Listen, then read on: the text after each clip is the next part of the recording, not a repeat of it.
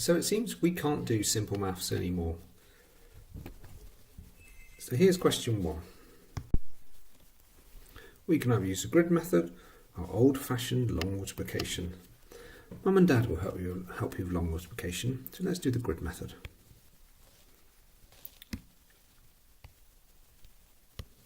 So 47 you break up into 40 and 7. 1.83. I'm going to ignore the decimal point. I'll pop it back in later. So now we're just timesing lots of numbers. Okay, so that's all the numbers times out. Now what we've got to do is add them up. So you could do this in rows, for example. So if I add this lot together, I've got 4,000, 3,200 and 120. So that's 7,320, I think. Then along the bottom, so I've got to add these numbers up now. So we've got 700 and 560.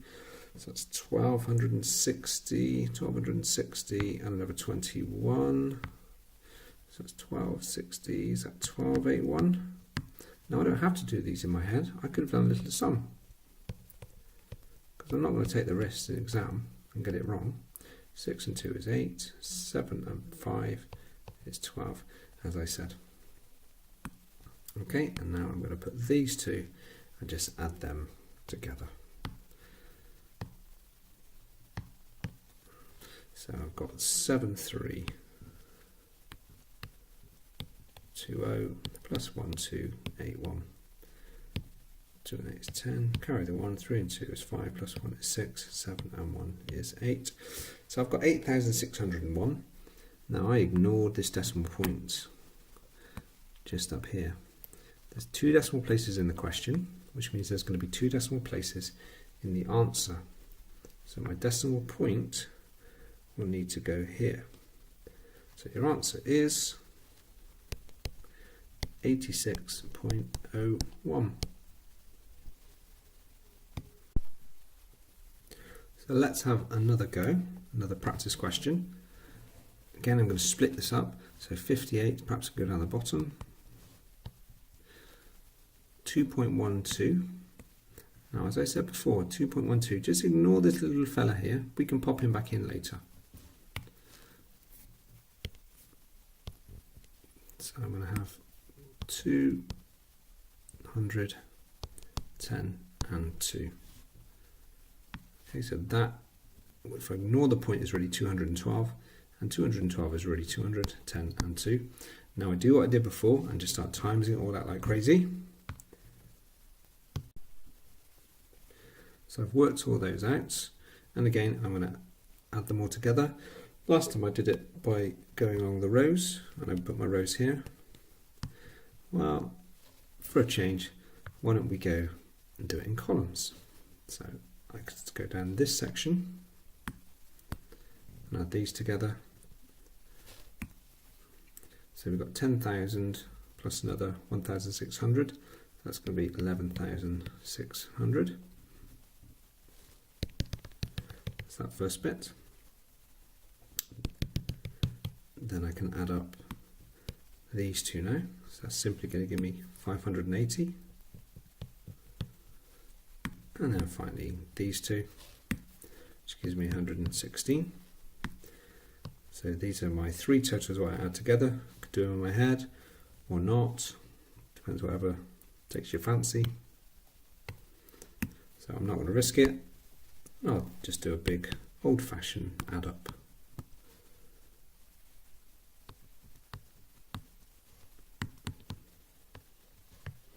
Remember, you're getting about 3 marks for these, so it should take you about 3 minutes to do it. So we've got 6, we've got 8, and 1 is 9. 5 plus 1 is 12. Carry the 1, 2, 1. Now remember to go back to the question. You ignored a decimal point here. 2 decimal places in the question. Needs to be 2 decimal places in the answer. So it should be there. So my answer is going to be 122.96. Happy days.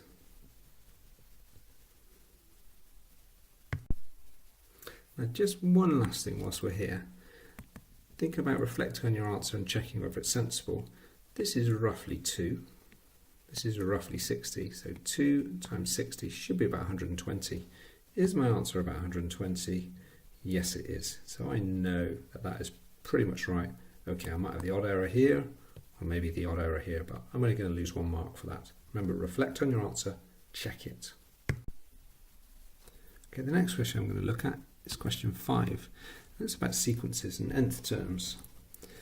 I think we're a bit rusty on this, so we've just forgotten how to do it, but it's really not difficult. So your sequence you were given was this one, 3, 9, 15, and so on. It's going up in 6s. So if it's going up in 6s, that means it's basically it's the 6 times table. The 6 times table is hiding in here. And the way we write the 6 times table is 6n. Now it's not quite the 6 times table because your first term, second term, third term, fourth term, and so on, if you times those by 6, you don't get the number below. Yeah, so if I do 6 times 1, I don't get that. 6 times 2, I don't get that. 6 times 4, I don't get that. You'll notice actually you're 3 too big. Now if you don't notice that, here's a really clever little trick you can do. I love this. So you go back and imagine if there was a number here, what would it be? Well, if it's going up 6s that way, this way it's going to go back 6. So this would be -3. And that's your other number. So that's your nth term. Now the question did ask, is 150 in the sequence? The easiest way to solve this is set your nth term equal to 150 and then solve. Now if you don't get a whole number for n, then it's not in the sequence.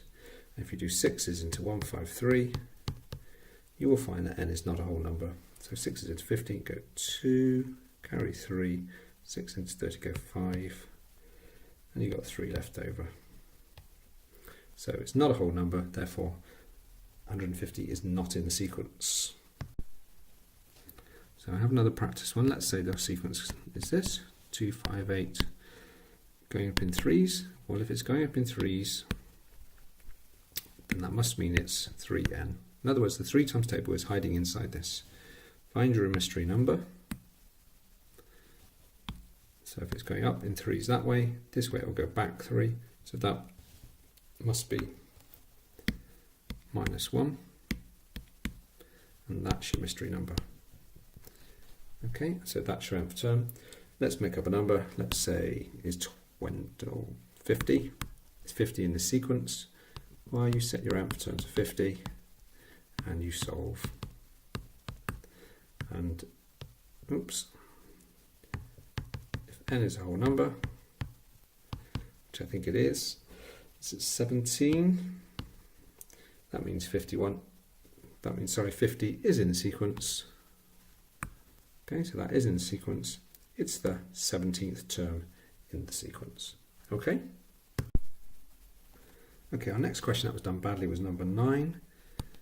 And this is straightforward cancelling. So here I have 45 divided by 5. So do your numbers first of all, then do the letters which are the same. So it's sort of 3 questions in one really. So I've got 45 over 5, which is 9. I've got e to the 6 divided by e. Now if you think carefully, this e really is e to the 1. And when I'm dividing powers, I subtract the powers. So this would be e to the 5. And similarly, you've got f to the 8 over f to the 2. So when I'm dividing, I subtract the powers. So that would be f to the 6. Let's have another practice one. So let's just make up a question. Let's have 36 over 3 a to the 7 over a squared b to the 12 over b to the 15. So similarly before, I'm going to deal with the numbers first. So 3 is into 36. That just gives me 12. A to a 7 over a to a 2. So it's 7 minus 2 because I'm dividing, so take away the powers.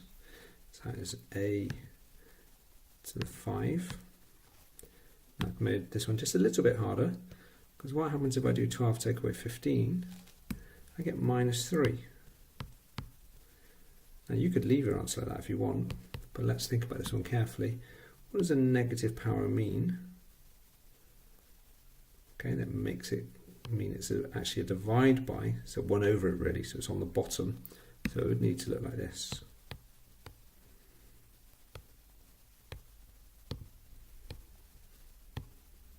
So this is a slightly harder question, harder than you probably get for number 9 really, but it's important we understand about these negative powers and how it makes them go underneath. Now still staying with number 9, we have forgotten, or maybe we never knew, but what does something to the power of a half actually mean? So this thing here, okay, it means square root, so you've got to remember this, which means all I'm going to do is root the 9 to give me 3. So if we had 16 to the half, it would be 4. 81 to the half, it would be 9. 100 to the half would be 10. But let's make things just a little bit tricky for us, because we love challenge, don't we? We love it. What happens if you had something like this? So 100 a squared b to the 4 to the half. Okay, so have a little think about that. Maybe pause it before you see the answer coming. So hopefully by now you've had a go. So I'm going to root the 10 as normal. So I'm going to root the 100 as normal, and that's going to give me 10. Now I need to root this, so I root a squared, which will give me a. And similarly, you would root b to the 4, and that would give you b squared. Now whilst we're here, also remember, what's the rule when you've got a power outside and powers inside? What happens to them? The rule is you multiply them together. So it's half times 2 to give me 1. There's a 1 there already. A half times 4 to give me 2. And there's your answer. So again, we've just upped the level of challenge there a little bit, making that perhaps more like a question 20. This is a great question because it's got so much in it. We know this is 90, this and this. Maybe we're not sure. Maybe we don't know what the interior angles are on a pentagon, but we do know a really neat formula for finding the exterior angle. Okay, there's your exterior angle, and the exterior is 360 divided by number of sides. In this case 5, so that gives me 72 degrees. So if the exterior is 72, then the interior, on a straight line, so it's got to make 180, must be 108. So I've now got 108. Let's rub out these little bits here.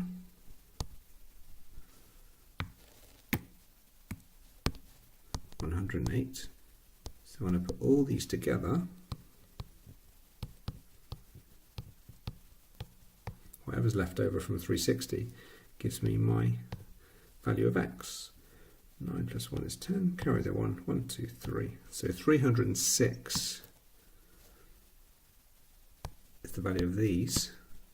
So therefore, if I do 360 minus my 306, that gives you my x value of 54 degrees. Okay, so remember this formula, really useful. Exterior angle is 360 divided by the number of sides. Okay, let's look at 16, but just 16C. Standard form, most of you got A and B okay. This one threw quite a few of you. I kind of understand why. It's really 2 questions in one. I would probably rewrite it like this.